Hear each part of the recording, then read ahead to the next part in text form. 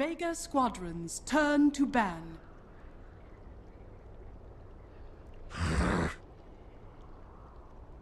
Navis turn to ban.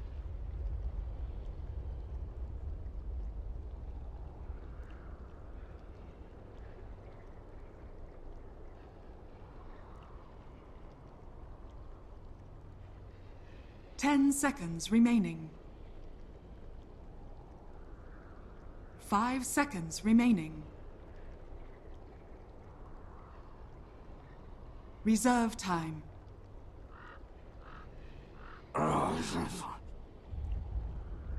Vega squadrons turn to pick. Navis turn to pick.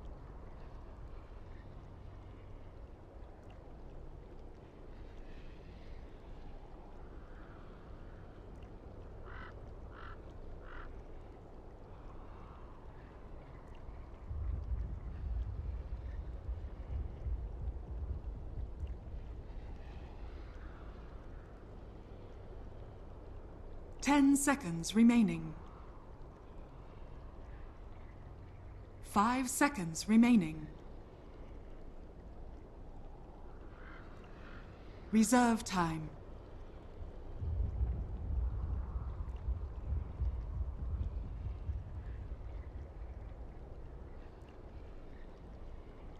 I speak for the trees. Vengeful spirit. Vega squadrons turn to pick.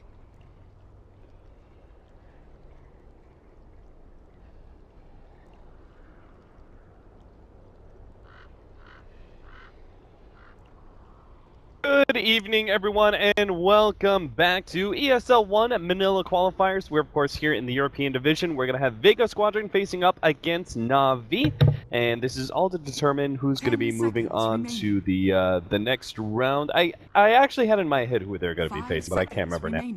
Let's get into the draft, shall we? We have a rather long day ahead of us. We have this European Division League matches, and we also have the American qualifiers, which are going to be shortly after that. Archon versus Elite Wolves, and Complexity versus Digital Chaos. Every single time I see DC, I want to call them Dota Cinema. I've got Modpax joining me. Modpax, what do you think? What do you think about this this matchup specifically, Vega or Navi? Because, well, typically, like, if you looked at it like just a month ago, or even 2 months ago at the very minimum, you would say Vega Squadron is a stronger team, they'll be moving forward. But Navi have been looking really good lately, and they also just managed to qualify themselves for Dota Pit. Yeah, they've been on a little bit of a tear. They had a big streak going for a while there. They lost the game. Oh no, Navi's still looking very strong. Lots of wins under their belt. And I believe after this, it's for EU, it's Empire and London Conspiracy, because London Conspiracy knocked out Team Spirit, which is pretty crazy. So the winner of this goes on to face the winner of those two. For the Manila qualification, but moving into this actual game here, so far in the draft, one thing that's really striking as interesting is just the fact that Vengeful Spirit picked up from Navi, because it is something that Vega Squadron do highly prioritize, but it's kind of crazy to see that in the second and third pick they went for NP, Vengeful Spirit, and Vega Squadron, although they still went back to the Faceless Void, even though the Vengeful Spirit is considered a really big counter to it, it's understandable when you already have the Invoker. Oh yeah, why not? I mean, if you can get, it's like two of the globals, right? I feel are some of the strongest heroes to run with Faceless Void. It's like the Invoker and the Zeus. Both are powerhouses, output like amazing amounts of magic damage. They give you a little bit of that global presence, which can be kind of necessary for Faceless Void in those first couple of Chronospheres if he's not coming mid. And you want some sort of frontliner with a good AoE disable, and Faceless Void is very much the offlaner right now, alongside Lone Druid and probably Nature's Prophet. Yeah, he's so hard to deal with in lane. Just feels like I just getting more and more impressed by people in the offlane with hero. Like, obviously he is hard to deal with in terms of trying to keep up his income, like you're Lone Druid going towards. But at the same time, like trying to zone out the lane with this new build everyone's going for more points in the time dilation instead of going back to the bash time block. You're just seeing the complete survivability and the ability for allies to actually show up and get ganks off, much like Chronosphere does happen, depending on what your lane matchups are. Viper, let's see, what was our bans actually? Enchantress and Sven being banned away by Vega Squadron and Juggernaut and Gyrocopter. Juggernaut and Gyrocopter, I think, especially the Gyrocopter, probably one of the best heroes to couple with the Faces Void as well. Another one of those heroes that can really take advantage of the nice AoE disable, and I think Juggernaut's just one of the carries of this patch. Yeah, and the answer, like, to go right back to then they pick that Viper as well, because now the Shadow, not only you know, sending the Invoker mid, obviously one of the better heroes against them, pretty tough laning matchup, but it does help against the fact that they must go towards the OD. Like, just having that Faces Void, you're really willing to take something like the Gyrocopter, anything just like your Invoker, dumping that damage in the Chronosphere, having the range to make the most of the Chronosphere that you can, especially when it's going to be reduced by Swap and the Vengeful Spirit. I really like this Viper just kind of hedge their bets up against. Plus it fits well, because they need a mech for this little bit of a pushing lineup they can at least threaten here with their Tricore they already have.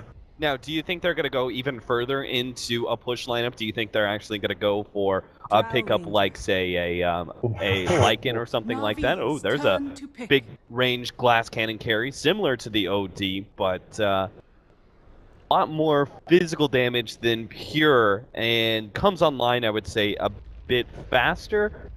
Yeah. It is also better with push lineups, but why Drow Ranger exactly? Because I was looking at it as like Na'Vi are the ones who are potentially going to be pushing, but now with this Drow Ranger, it kind of throws a wrench in things in some way. I don't think Vega Squadron are going to be pushing necessarily. I don't think Invoker and Faces Void come online fast enough, but that still puts a question mark into the Drow Ranger pick. And why would you go for that if you're not planning to try and end the game by 35 minutes?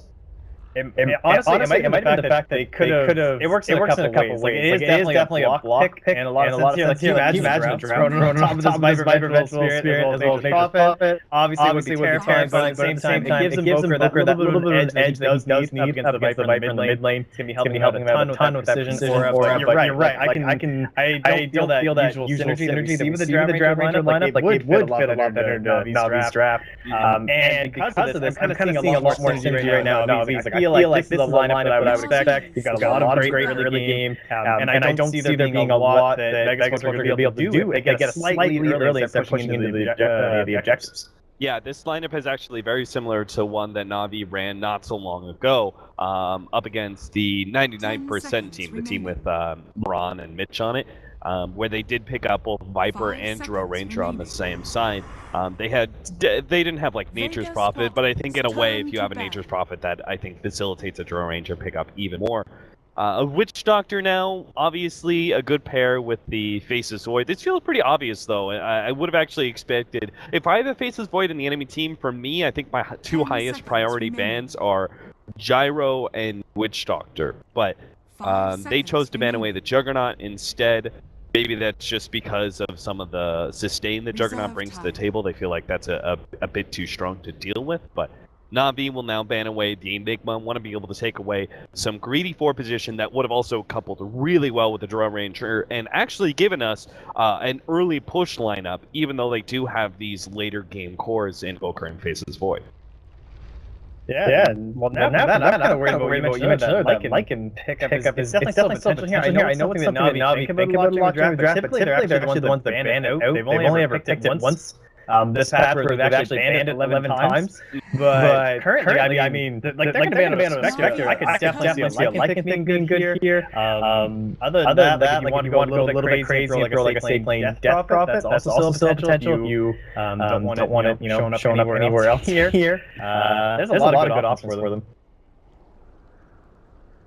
Spectre definitely would have been the best pickup, a hero to instantly jump on the Drow Ranger, and that's really what you want out of your carry right now, is somebody who can get to that position immediately. I'm trying to think of what other carries potentially left. You don't really want a Slark or anything like that. Juggernaut's already gone. Reserve time. It's tough. Like, you kind of want to be a little bit tanky because the Chronosphere, like even the more playing. The First Spirit's alright because they don't have a direct disable from their supports just yet, but Chronosphere as well as the Silence from Drow Ranger are going to be problems in this case. Yep, there's the Lycan. Felt like the most obvious pickup that had a lot of synergy within their lineup, plus was very good versus Vega Squadrons, so...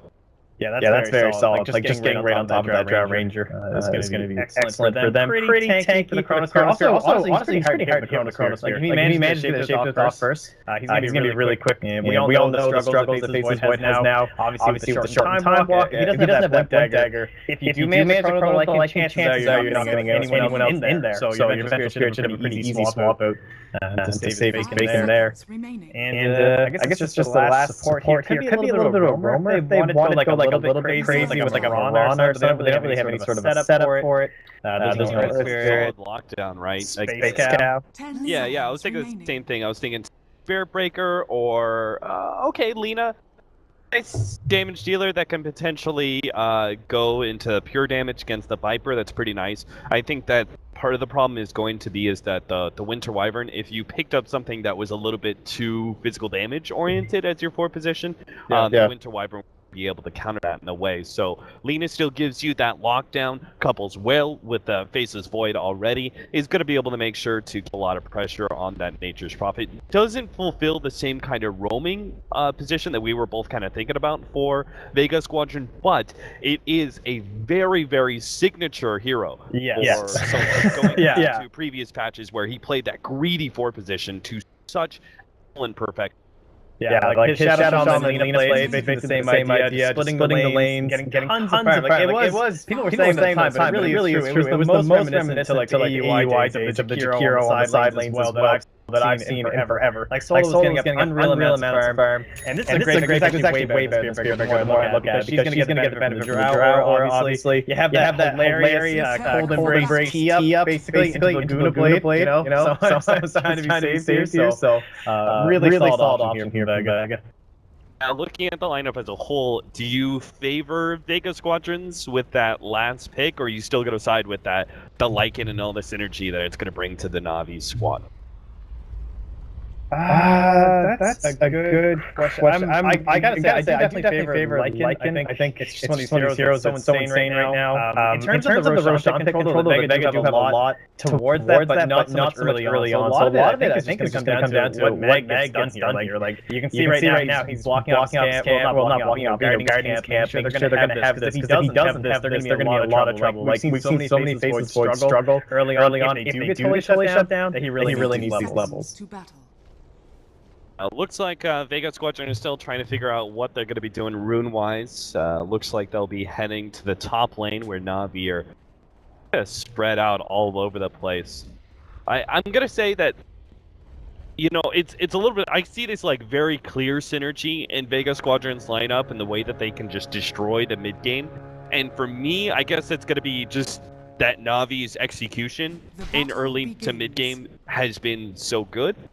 And I'm going to kind of side with Navi, but I think it's more of a team thing than necessarily the lineup. Or, sorry, Vega Squadron. Side with Vega Squadron's lineup a little bit more. Just because it just feels like kind of in their wheelhouse and everything else. Navi's lineup feels a little bit more discombobulated. Even though the Lycan does go well with this team and everything else, I feel they're going to fail to hit their mid-game timing against Vega Squadron. I'm not sure if they're going to be able to stand up against the pressure, right? I don't think the Lycan's going to be quite ready. If Viper doesn't have an exceedingly good time in the first 15 minutes, he may not be enough to stand alone against this Vega Squadron kind of 5-man team fight push lineup that they have. Yeah, for sure. And, General, actually, maybe the first blood here too. Oh, he's only got the trance. I think he might be going down. He's going to need some pretty nifty jukes here. Oh, he maybe should have just TP'd instead of eating that tree. Oh, I really thought he was going to make it. I saw that TP by. I was like, hide yourself in the trees, TP out. But then he decided to cut down the tree. I think he was trying to... maybe he should have cut down a different tree and looped around or something like that. But that unfortunately cost him his life. Meanwhile, Mag's going to be doing excellently here at this bottom lane. We're dealing with a carry that does not have a disable, and this is going to be one of the big downsides of Lycan. A hero like Faceless Void, who's so tanky, can really push forward in this lane and sit on it, and there's not really much that Artstyle is going to be able to do.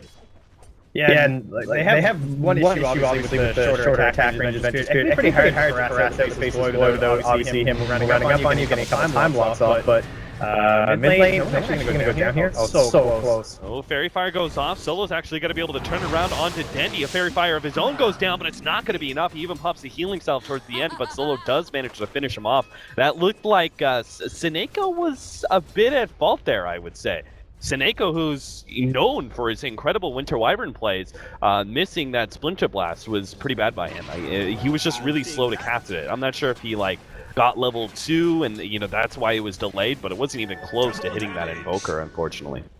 Yeah, that's rough there. And these early couple of kills here can really set the pace for this mid lane when you're dealing with this. Like we were talking about, you've got the Drow on one side, but on the other, it is a Viper. So kind of whoever takes the early kills in this lane is going to have a massive advantage here. And obviously you're running region already here for no one. Only get the 1 point to the boss. Well, back before that happens, with Ditcher, one thing I have seen lately with the Lycan and Faceless Void is that the Wolves can actually shred Faceless Void. Like, yeah, he's got 5 armor, but if you do get a couple levels up, he won't really need our style because since it's that, sustained damage, it's not keep power or anything like that, there's nothing Mag can do.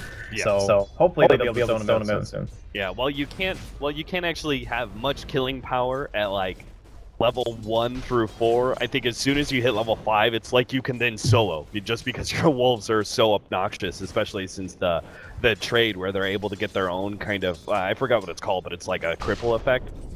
That is actually really obnoxious to deal with. Yeah, and Meg, he also won't have the Quelling Blade deal, but now it's fine. They're only going to be level 1, and he has the 4-minute shield, so...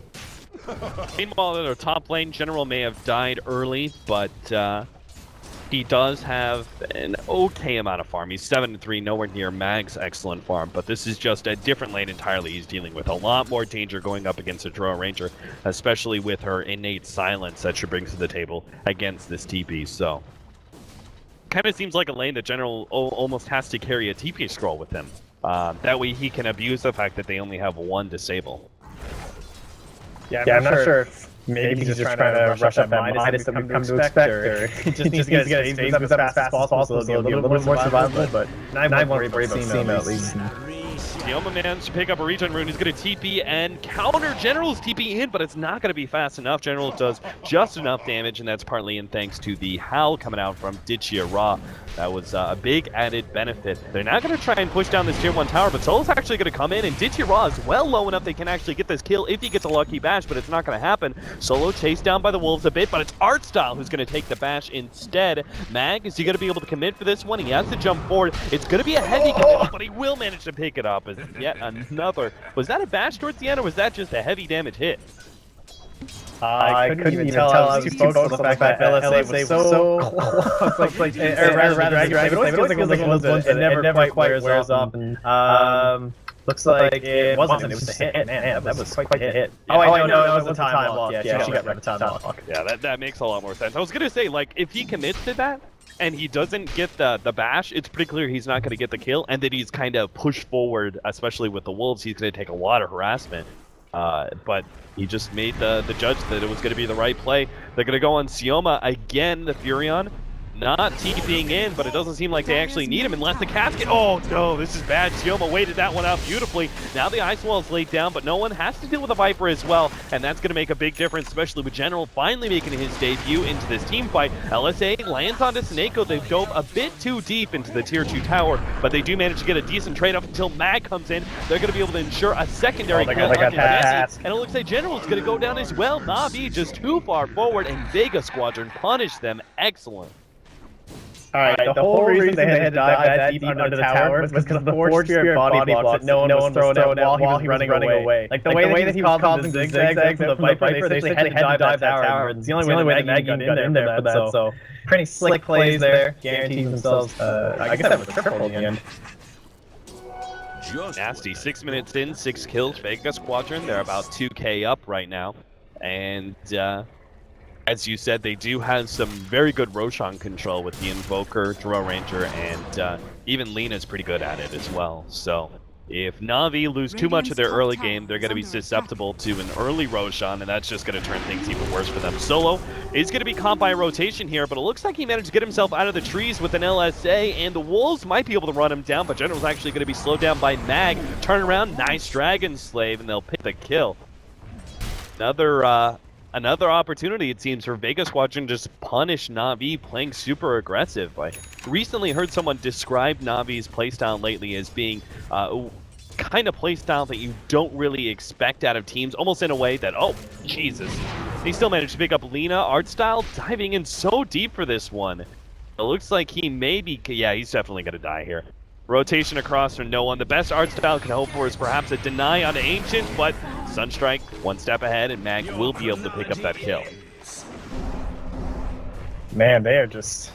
They're going in deep here from Na'Vi. That you can kind of feel that they know that they want to get a lot of early pickoffs. You know, they want to get this momentum going. They don't want to let the Faceless Void get anything. But all these dives, they're committing so heavily there. Like, we just lost our Nature's Prophet and now our Vengeful Spirit as well.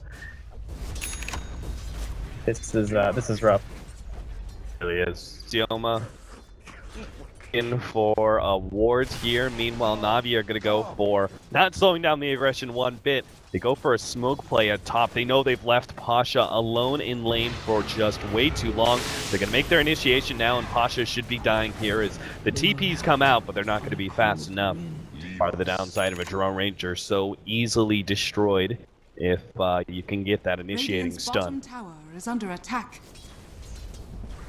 All right, well, finally, one of these dives and rotations actually does go well here. So this is what they need. And are they at the point where they can actually convert? You know, like, we haven't actually lost objective anywhere on the map. You can see how aggressive Vega are getting down here in the jungle. It kind of wonders, like, you've got your level 6 obviously now up on Ditchera. Do you want to group up and actually, you know, get together and start going for these towers? Or do you feel like after all these dives, you're not quite ready? Like, do you need to start getting the mechanism up on Dendi? Do you need to get drums up here for General as well? I can feel like this hesitation, and that really is the last thing that Na'Vi can afford with this draft. Yeah. They definitely needed to make sure that they get some control before about 20 minutes and Vega Squadron starts steamrolling, because that is really what their lineup is meant to do. And it looks like a pickoff on Ditchera is not setting things up real well for them. The Sunstrike well placed by no one, and they get the kill. And nice play from Solo. Meanwhile, in the mid lane, a TP in from the Furion is going to make sure they get the Drone Ranger, and it looks like they might try and run down no one as well. With the body blocks coming out from the treants off the swap, they will be able to make a twofer. Artstyle getting out, or at least trying to. Lina comes in from the side, immediately blown up by Dendi and Artstyle, but the casket is bouncing around beautifully. Sioma just keeps getting those perfect paralyzing casts that does ensure at least a turnaround kill. But in the end, it was a 2 for 3, and they lost their 2 big cores on the side of Vega Squadron. Mag was definitely one of the big beneficiaries there of those fights for Vega Squadron, but I'm not sure if that's really beneficial for them. They need their Drone Ranger and Invoker to be the big winners of fights, if anything else.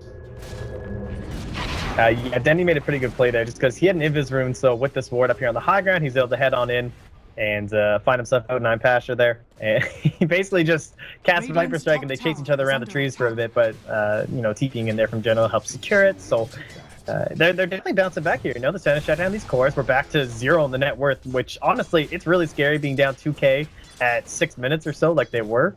So getting this back right now, this game could have got crazy out of control, but we'll be getting closer to the mechanism now for Dendi, and then hopefully we'll start seeing some objectives. It'll kind of be on what level Solo will have at that point to pair up the Chronosphere. Yeah, he does have his level 6, and this is why Artstyle's got to back himself away. Solo's going to try and chase him down. They're not in range of the cast.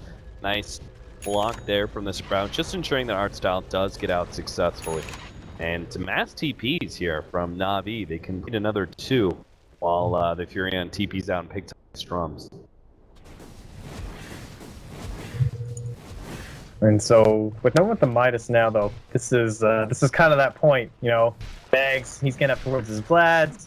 He's almost up. Honestly, he's level 9 and he's almost level 10. He is crazy leveled right now when you compare it to like Ditchera. He has been the beneficiary of a lot of these fights. You know, he ends up showing up there, and everyone else kind of dies while he gets to survive thanks to being the good old Faceless Void. Na'Vi are now putting this pressure, so they're starting to signal the fact that they do want to start going through these objectives. You are getting this one nice deep ward. It's going to spot out Pasha here. Looks like it's going to be a free pick. They got everything available. Yeah, Sioma can't really get there in time for a good cast, and the Howl just lets it so. These 2 right-clicking supports are made that much better by the Howl. A nice amount of synergy, and they're able to very quickly pick up a Ranger and rotate on out. Looks like they're going to be heading to the mid lane to push down this tower now. Yeah, and Artcel's gone for the full wave of terror, which is, you know, it's kind of interesting when you're with the Lycan, because a lot of times you'll see the Vengeance Aura, but again, it just shows how much they want to really focus down on top of Roshan. Honestly, I'm not sure what would be faster. I feel like Vengeance Aura would be better with the Wolves than the minus armor even would be. Dioma comes in with the cast. They do have a lot of rotations coming out from Vega Squadron. They're going to just make sure they get the kill on Artstyle. They're actually going to pop the ultimate here, and oh Jesus, Dioma definitely dies under that onslaught of both the Invoker as well as his... Artstyle's living! Oh my god, no, the Sunstrike's going to make sure he... Oh, maybe not! The Sunstrike doesn't do quite enough damage. Now they actually go for the Chronosphere, and they'll blow up Dendi, but no one's going to be out of position. Artstyle finally does go down, but Ditchira is quickly jumping onto Pasha. Meanwhile, General's actually come in from the side and made sure to kill the Lina, and it's going to help out kill the Draw Ranger as well. Na'Vi getting the full swing of things now as Vega Squadron just fail to pick up the quick kill on Artstyle like they intended. Maybe the Chronosphere should have been used to pick up that kill. That was unreal. It's like the staircase jukes from Artstyle, who, you know, typically, no offense to Artstyle, but he's known as one of those guys that, you know, he's more of the planner, you know, he's kind of got some great boards going on. He generally doesn't perform that well in the team fights, but that's like one of the best Artstyle performances I've seen in a long time. He made his plays during that fight, kept himself alive for just long enough that Na'Vi easily came out on top. Vengeful Spirit was very tanky there, and that was all physical damage he was dealing with, and that's because he was almost done with completing the medallion. He had the basic armor set, and now has the complete medallion of courage. It means that Na'Vi may be the one securing Roshan here pretty quickly. The Lycan's definitely getting quite close to that solo Roche position. He's got the Vlads ready to go. He's level 9. If they can just get a bit of reprieve, because Vega Squadron is not a team that you want to try and Roshan against if there's all 5 up. But if they can get some sort of decent pick-off, they kill Mag, that would be huge, but more than likely you'll have to look for a pick-off on like Solo or perhaps even no one. One of those squishier damage dealers first. But if they do get that kind of reprieve, they can go for Roshan themselves and claim it before Vega can. Well, yeah, honestly... As long as long as there's no Death Ward, or even if there's just no Laguna Blade, either of those tools being down should be enough for Na'Vi to feel pretty comfortable. And the other great thing is with Artstyle going towards them down to Courage, obviously it's nice because it synergizes well with the Vengeful Spirit, but it does mean that Ditchira is going to have a lot earlier BKB. It's going to be coming a lot sooner, and that's going to be pretty huge for him. But of course, having the Drow line up, oh, this is so good if they can snag this for themselves. They're going to go for it, not really caring that the Winter Wyvern had an illusion there. They see the Furion is top. They think this is going to be enough time for them to get Roshan, but Na'Vi are definitely going to be able to get into this pit in time and contest. They Curse him 7. The cask is doing so much work. Death Ward goes out. Tiamat the Slayer knows he just has to sacrifice himself in order to make sure that Roshan does go into the hands of Vega Squadron, but they've already lost 2 supports. No one lays out the ice path, but still, Vega Squadron are all almost dead practically. Pasha gonna try and go for the TP out. Looks like those will... Oh no! They didn't complete! Dendi kills him first, and that means Pasha will not be able to get out with the Aegis in hand. Instead, he dies. Na'Vi contest Roshan, and they get way ahead in this game now. Oh man, that was it was definitely a bold play from Vega because they knew what was happening, right? You know that the second that Roshan goes down, that's when this lineup just suddenly flips the switch. It's understandable that you want to commit to something like that, but they couldn't find a good opportunity for the Chronosphere. You know, they couldn't find a good opportunity really for the Death Ward, and because we talked about how great they are fighting around the Roshan pit, how great they are initiating into it, but although you have that Drow Ore to try and take it as fast as you can, it just wasn't fast enough. But at least they didn't give up the Aegis, you can say, but still a massive win for Na'Vi. This is before Na'Vi really... I mean, I can't believe that Na'Vi has been winning so many of these fights already. I did not think that their timing was going to be this fast, because they don't even have the mech complete on Dendi. I expected the mech to be one of the big signatures for Na'Vi to actually be able to contest Vega Squadron in some of these team fights, but they didn't even seem to need it. This combination of Lycan with these 2 right-clicking supports, plus a right-clicking mid like Viper, is, I mean, I guess a right-clicking offlaner as well in Nature's Prophet, actually just eating up the Vega Squadron heroes so quickly that they can't actually get the combinations that is expected. Yeah, I think the issue is that although Vega had a really great early game, considering like the way this could have gone, you know, very early aggressive lineup from Na'Vi, a lot of that did go on Mag. And if you're not going to get off the Chronosphere, the way that Void's built today with the Vlad, basically all he's offering is Vlad's, and that's pretty much it without the Chronosphere, you know what I mean? Like, it's not a massive team when it comes to the time dilation. It's pretty good against Art Style. It's okay against Seneko, but if he's not even getting that off, like, Meg didn't contribute anything to that last fight, really. So when all your investments on that hero and not on someone like no one, and it's going to be really hard for them to win these fights. Tier 2 tower is going to be forfeit. It looks like Vega Squadron will try and take the Tier 1 at top in return, but they've got Necro spot too. Yeah, this push is just too fast for Vega Squadron to kind of make a play for the Tier 1. They have to come back and defend. Structures are fortified.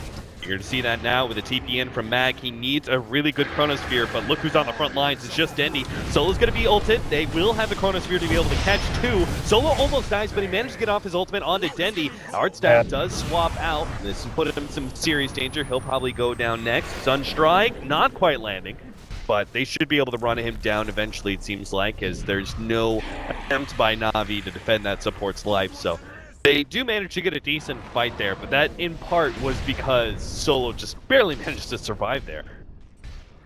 Yeah, that went surprisingly well, honestly, especially because Seoma was like late getting there. Didn't have the TP, had to walk his way there. The Chronosphere, like, Mag waited as long as he could, but even by the time he finally threw it out, the Death Ward didn't come until the very last second. He chilled it for about half a second and then just canceled it. Like, you didn't have that opportunity for this whole combination that you're drafting, so surprised it went that well, but, you know, Na'Vi, they didn't really lose all that much. You're going to have higher levels coming up onto your Necrobook soon. Look at this little DD rune into the Ancients, you know.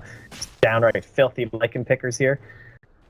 I mean, I think this hero is definitely underutilized. Like, he's starting to show up a little bit, but with how many early push strategies we're seeing success with lately, I'm honestly expecting to see more Lycan, and I'm expecting to see him at Shanghai, too. Yeah, I agree. I think it's one of the heroes that just the playstyle of this patch, where you need to be able to have strong high ground heroes. Like that seems to be one of the biggest things, is that a lot of this patch comes down to your timings and being able to fully commit uphill. And if you don't have that, it seems like your lineup just, you know, stalls out, and sooner or later you lose the late game. Yeah, we're starting to see a lot of bigger cooldown heroes coming back too, right? Like with the OD, with the Sandy's Eclipse, the Faceless Void being one of the major offlaners. Tidehunter's made a big comeback as well. And when you're dealing with heroes that just provide this like push, like Ditchera, obviously on the Lycan, you have your Shapeshift. If they mess up on a Chronosphere, or you mess up on a Ravage or anything along those lines, it's so easy for him to just walk back in. You know, like, he's still ready to go. Shapeshift lasts like forever. It's got a pretty low cooldown. So if you have these heroes that you can punish, like a 5th pick Lycan is a great hero to bring in 5th. You know, you see these scenarios where they don't have enough lockdown. You see the ability for your team to push, and bring him into your draft. It's just another weapon to add in, whether it be like your Anti-Mage, your Ember Spirit. It's like a single hero that adds so much to what you want to achieve. Na'Vi know what Solo does. They know very clearly that when Solo's in a position like this, he's always going to push for more. Always. And Na'Vi quickly rotate in, punish him for that one. General threatening the TP at bottom lane, but obviously there's no real kill power here. They do have the Blink Dagger on Faceless Void. Mag has been holding on, or wait. Did he sold his Yeah, Blink Dagger? he had it. He must have sold it. Okay. Because I thought for a second, I was like, holy crap, he's got a lot of farm. And I thought maybe he was hiding his Blink Dagger, but no. He ended up selling it and trying to go complete the Ags before the next push, which is a bit dangerous. Just needs 500 more gold though, so it looks like it should be able to come in time. Yeah, we see this quite a bit, and definitely the play here. It's great to have the Blink, obviously, for the high ground to get that perfect Chronosphere, but what's going to be more important is just what we talked about with like the Shapeshift and just being able to run right back. It's the lowest cooldown he can possibly get on Chronosphere. The 60 seconds is going to make a completely massive difference. Like, you're missing out on so much time here if you don't have that Aghanim Scepter. Oh, they can't afford to lose Mag here. If they can at least force out a Chronosphere, that'd be nice, but they don't have enough disables. The support's too far in the back. They do have the Ags on the Nature's Prophet, plus Necrobook 3 on Lycan. Well, actually, he just needs the Courier for it first. But when they have those items, I'm not sure if waiting for the Orchid is worth it or not. Be waiting for Roshan. That's actually probably what Na'Vi is waiting.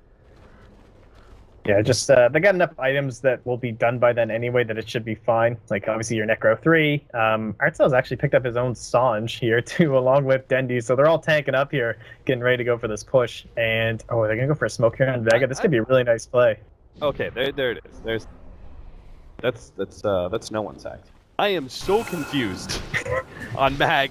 I keep looking, like I see an Ogre Club, and I thought it was his, and I was like, oh, he's almost got it. He's still another K. Wait, that wasn't his? No, that was no one. Oh, I thought that was his too. Yeah, I'm just like losing my mind. I'm like looking back through Mag's items, like where the hell is your Ag? What?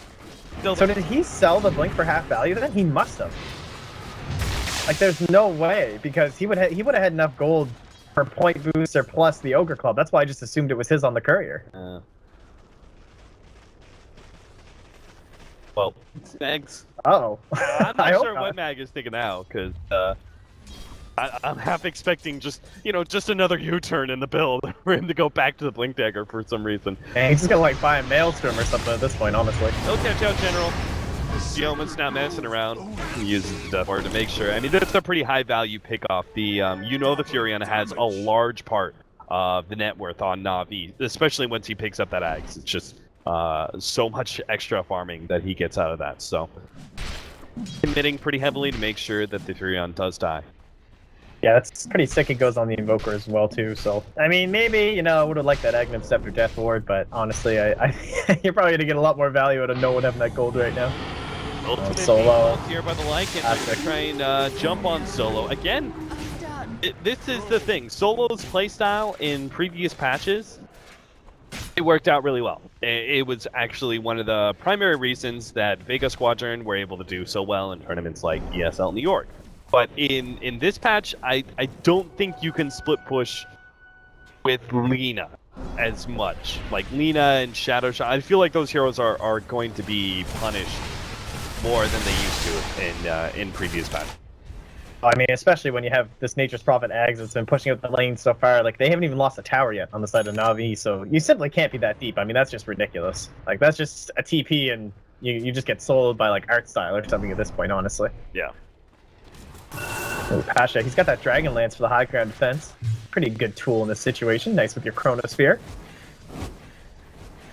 Not too shabby, It's a budgetary item for high ground defense there. All right, there's that halberd too. So I like this from Art Style. Yeah, you're gonna go for the BKB butterfly eventually. So yeah, the items be nice to be able to have. And speaking of General, almost has his Orchid. That is a late Roshan. Na'Vi are just waiting for it, and it's never coming. Yeah, that's like almost max duration. So that's pretty perfect here for Vega. Allow them to try and get up some sort of items. Not sure what they'll actually be able to grab. Possibly something else on Pasha.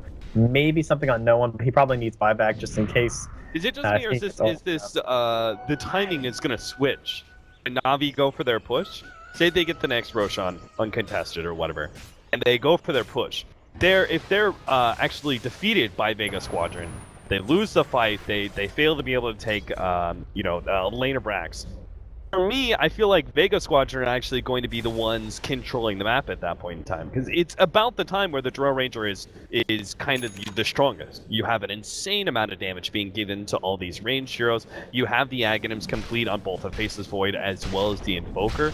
It seems like the Vega Squadron timing was very solidly at 30 minutes. Yeah. No, there's no question about that as well. Like, you've only accrued a 5k lead at 25 minutes, and you've had this massive amount of map control. You haven't lost a single tower. Like, imagine if they do win this and you start pushing down one tower, possibly two towers at once. Suddenly we're back to 0 difference. And going later into the game, you're clearly going to be favoring Vega's heroes. At that point, it's going to start relying on, like, BKB usage from Vincere, probably as well as Dendy and General, honestly, if you're going to start winning fights. Like, they have not gone for a later game build-up in any sense of the word. Yeah. They need a set of racks with this. And even then, the game's not over, but their current strategy can continue to be successful if they get one rack series. Shira trying to complete that BKB is going to be taking the Aegis. I'm just trying to think of whether or not that's worth it for the Lycan in these all-in pushes. Because they're going to 5-man into the tower. Is it more worth it to give it to Dendy, knowing that Dendy is going to be... Because you don't want to get caught in the Chronosphere, so Dendy is very likely going to be the person that is sitting on the Radiant's high top ground, tower right-clicking is down under that attack. tier 3 tower? Is it better to give it to that frontliner or to the carry who is not that good with it just due to transformation abilities in general? Yeah, I kind of like giving it to Dendi as well because he's like when you're controlling where you're going to be fighting, in the sense that they're pushing into the high ground with proper positioning from Dendi, he can always be in a spot where he can be attacking whoever's attacking Ditchera, while also so close to objectives. You know what I mean? Like, there's no reason Ditchera should ever be far enough away from Dendi. Like, there's no hook. You know, there's nothing that should be repositioning him. So fighting around an Aegis Viper, you would think would be giving yourself a pretty big advantage compared to Shapeshift Lycan, who is also closing in on a BKB. Like, he could even have it by the time that they want to fight high ground here. Do you consider an Ags on Trail Ranger in this kind of game? I really like the Maelstrom. I think that's why everyone builds the Maelstrom, is the eventual eggs, I assume. I mean, in this game, like, you have the treants coming at you constantly, right? And if you want a really efficient way of being able to deal with this, because I think Vega Squadron know that what we were talking about, where they're like, we're just about to hit our timing, we can defeat them in this next push, then what we have to worry about next is going to be ratted out. Like getting ratted out by Necronomicon, Lycan plus Furion, because all your lanes going to be pushed in. So you need a really efficient way to be able to push out these lanes. And Maelstrom is definitely the short answer. The longer answer would be Maelstrom and Ags and making that full kind of committal. I'm just not sure if it's worth it to go that far. It's an interesting question too, because like, do you need a BKB? Like, you want to say yes, right? Because you get Magic Missile, you're just gonna get focused down. There's the Orchid as well, but at the same time, there's Swap, there's a Viper, there's Winter's Curse. You know, there's a lot of these tools. There's a Lycan that just do not care about BKB in the slightest. So I kind of like the Glass Cannon. Just go for it, honestly. The tower is already down. Kind of expected that, though. The big question is whether or not they're going to be able to take the full lane of Rax, and just so many different things on the field right now. They will be able to get a Winter's Curse in the background. That's going to be on Paja. Already bringing him down almost completely. In fact, he will. Good time. Split up blast there from Seneko. And now Ditchera runs forward. LSA lands onto Dendi. Looks like they're going to try and make the committal to kill him. Oh no, the Death Ward misses. It's inside the Chronosphere, and it's going to be stopped anyway. Plus, the swap was there from Artstyle. Time dilation out from Vega. Looks like they will have to give up this lane of Rax no matter what. And Na'Vi can start questioning.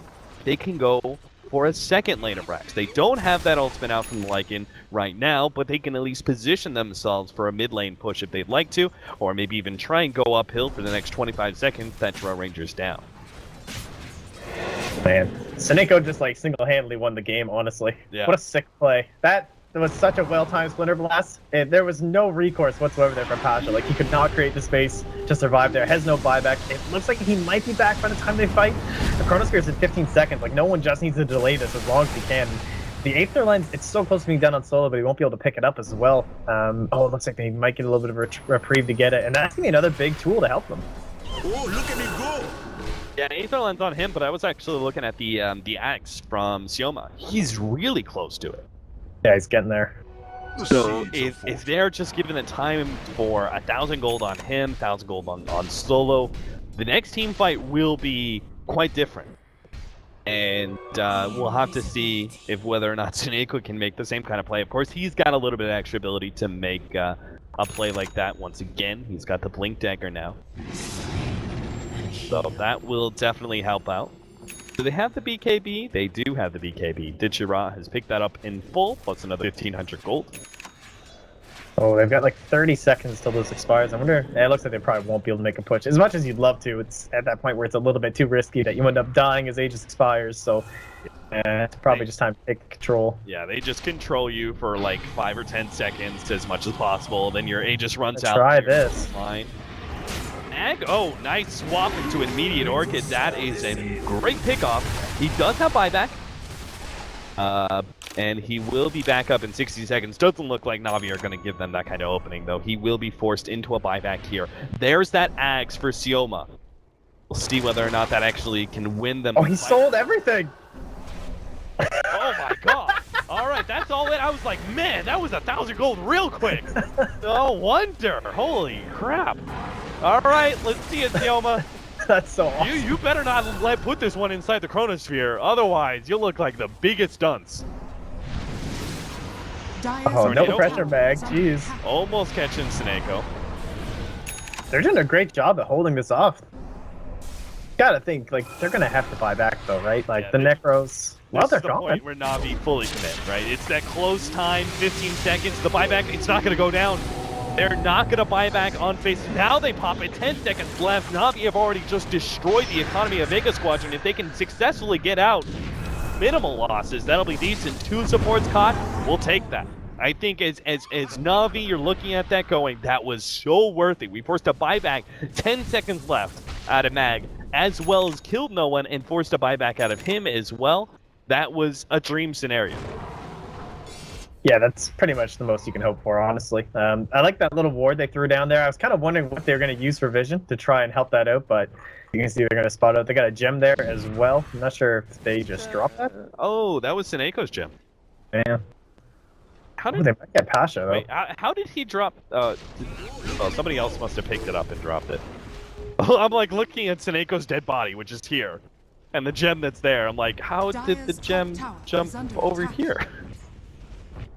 Wait, but they both died there. Yeah, I'm pretty confused. Yeah, I think someone from Vega picked it up. Yeah. Oh yeah, no one had it for a while. That's what it was. Yeah.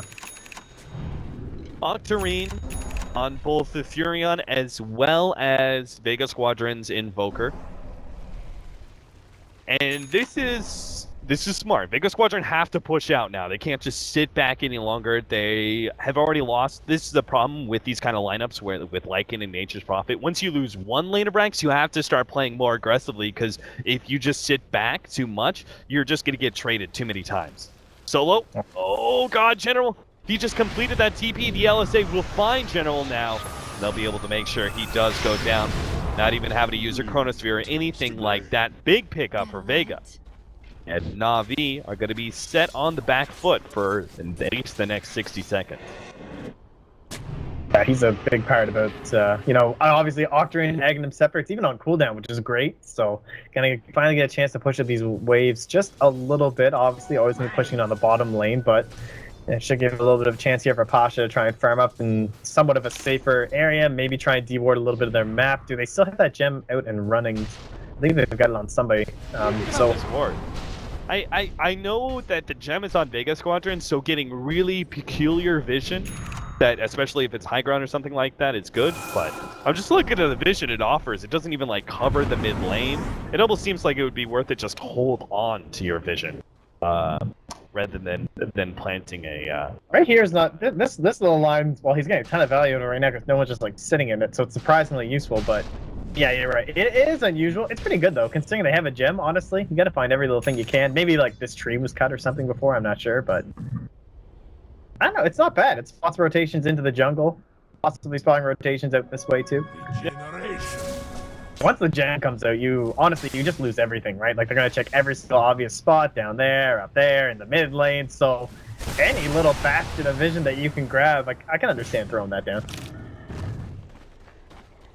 Chira now has a Basher.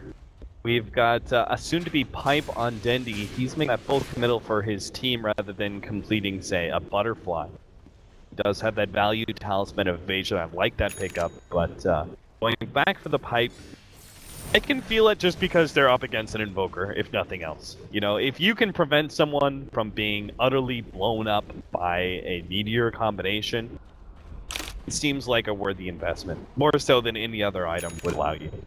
Yeah, I feel like that's going to give you more value than like a BKB would, just because of the way that you're playing this lineup, grouping together. And man, can we just talk about the Wolves? They have been so on point here from Ditchera. Like he's been scouting out the side of Vega so often. Like a couple of these pickoffs on the side lanes have come because of them, tracking down. Solo, as you know, he's still pushing these waves and everything like that. And having the gem, though, of course, is going to be helpful here on the Sioma, try and track them all down. They've got a ward. Oh, he's gone. Jarno's been playing a really good game as well. Like, yeah, he's got it cut out a couple times, but he does have a ton of farm on his Nature's Prophet, obviously leading up the board and continuously keeping up this pressure, because you really don't want Vega to try and find a pick off here with that Blink Dagger. Like, you gotta keep control of the map, keep control of Roshan, and we already see that they don't have that massive of a lead still. Like, you're up at a full set of racks, you have the entire map and it's 35 minutes in and you only have 10k. Radiant's middle tower A little bit is under risky. attack. Pasha kind of getting spooked away there from General for a second, but Na'Vi, I think both sides know that Roshan is about to come up, like literally any second. It's another really late Roshan for Na'Vi, and Vega Squadron know that Na'Vi are going to make this kind of commitment. But this time around, Vega Squadron will be able to contest rather than getting caught like they did last time. Yeah, this whole game kind of feels like it's on Mag right now. Obviously, with the Blink Dagger, he needs to be finding these perfect Chronos. And once this Abyssal Blade comes out for Ditch Your Raw, like, what are they going to do? If Chrono's down and he Abyssals no one, the game's just over. Like, they'll have no tools that will be able to deal with that whatsoever. So, like, Mag, they essentially need to kill Ditch Your Raw, but what are they going to do if he manages to get an Aegis? This is a very sneaky little smoke blade. They're going to know where Mag is. The question is, do they go? Yeah, I think, I'm not sure, but I think they might have been scouted out by that ward that Vega Squadron had on the ramp. Like, yeah, I think they smoked up under vision. Not 100% on that. Vega Squadron easily deal with that smoke and will be able to back up. I think Na'Vi, I mean, I know time isn't their greatest friend, but if they are left in this sort of five-man standoff position, I think it's better for Na'Vi, right? Because they have the split pusher of General. He's always going to be able to make sure that at very least the top lane is threatening the tier 3.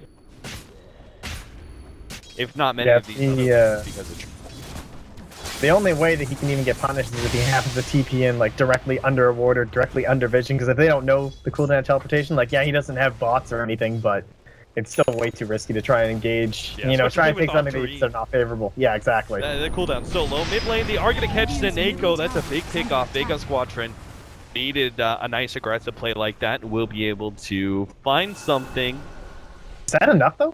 Yeah, I don't think it's enough for them to do Roshan, but it might stall Na'Vi from being able to do Roshan. Ice Wall's going to be laid down now. Dendy's completely out of mana. Swap back goes Solo, just gets destroyed. Xioma's getting off a pretty decent ultimate, but they've already used the Chronosphere, so it's not going to last for too long. Ditch Tiral looking for more now. It's going to go on to no one. Meteor, turnaround, pushback. No one's just trying to buy himself space at this point in time. We'll be able to get a blink forward, and it looks like that escape. Maybe not. General's going to be able to come in from the side. He's going to start duking it out with no one, but that Orchid is getting the slight advantage to General. Will make sure that they get the kill. Solo has come back into line. Will be able to get the LSA on the Ditch Your Raw, but him and Mag don't offer nearly enough damage. He's going to have to time walk himself out. It looks like Vega Squadron may have just completely lost the game with that. Mag's going to go down as well. They only have one buyback, and that's on no one. And Artstyle, well, he doesn't have swap back up to catch Pasha, but I'm pretty sure that Na'Vi can just end the game against these two heroes. Yeah, that's a rough position to be in too, because you see the pickoff that you really want. Honestly, diving under the tier 1 with the Chronosphere for the Winter Wyvern probably wasn't the play, but they tried to couple it into a kill on the Viper as well, and you can see, like, there's just nothing they can do. Yeah, no one dies again.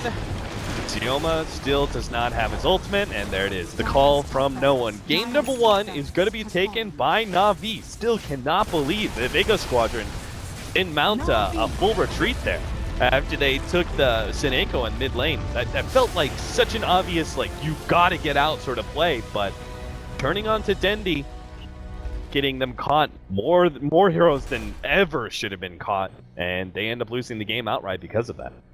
Yeah, I think without the Chronosphere, they were just going to give up Aegis. It seems like maybe the play was to just wait around the pit and just see if the Na'Vi would commit without the Winter Wyvern, and then maybe you can make the play.